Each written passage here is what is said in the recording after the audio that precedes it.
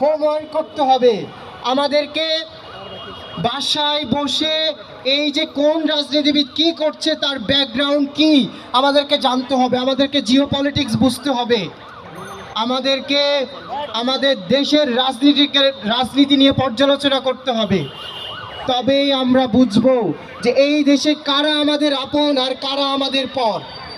শুধুমাত্র রাস্তায় এসে স্লোগান দিলে কিন্তু হবে না আমাদের। আমি সবাইকে আহ্বান করছি, যেই কথাগুলো হাদি ভাই বলে গিয়েছিলেন, এই যে প্রথম আলো, ডেইলি স্টারের মতো ফ্যাসিস্টদের দালালদেরকে মোকাবেলা করার জন্য তিনি বলে গিয়েছিলেন, আমাদেরকে এরকম আরও 10টা প্রতিষ্ঠান তৈরি করতে হবে। আমরা ইনশাআল্লাহ পড়াশোনার মাধ্যমে এই কালচারাল ফ্যাসিস্টদের আমরা মোকাবেলা করব। আমি হাদি ভাইয়ের স্মরণে হাদি ভাইয়ের লেখা একটা কবিতা আবৃত্তি করছি, আবৃত্তির মাধ্যমে আমি আমার বক্তব্য শেষ করছি।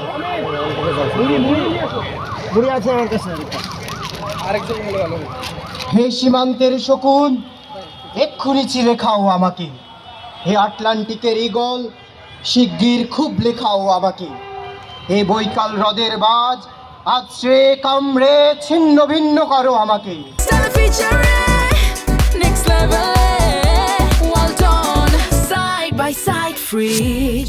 আমার রক্ত রসে শুধু অসহায়ত্ব আর অভাব।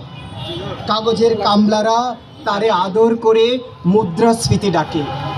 ঋণের চাপে নীল হয়ে যাচ্ছে আমার অনুচক্রিকা। সংসার চালাতে হয় ইন্টারনাল ব্লিডিং। তবু আমি মরছি না। খোদাকে বললাম আমি মরতে চাই। তিনি বললেন বেঁচে আছো। কে বলল? সহস্রাদ উন্নয়নের সাক্ষী হিসেবে রাজা তোমাকে মমি করে রেখেছেন। বাজারে দীর্ঘশ্বাস ফেললে নাকি রাজ্যের ভীষণ বদনাম হয়। রাজারও খুব মন খারাপ হয়। কোতোয়ালরা ফরমান জারি করেছেন আমাকে সারাক্ষণই নাকি হাসতে হবে, নইলে দেশি কুকুর ও বিদেশি মাগুরকে এক বেলা ভালো মন্দ খাওয়ানো হবে আমার মাংস দিয়ে।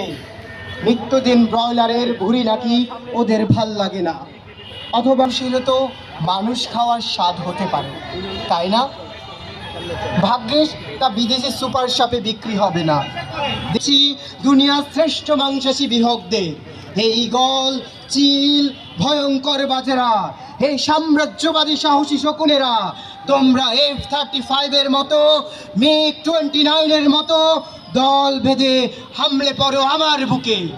আমার রান, থান, চক্ষু, কলিজা, আমার সব তোমাদের গনিমতের মাল।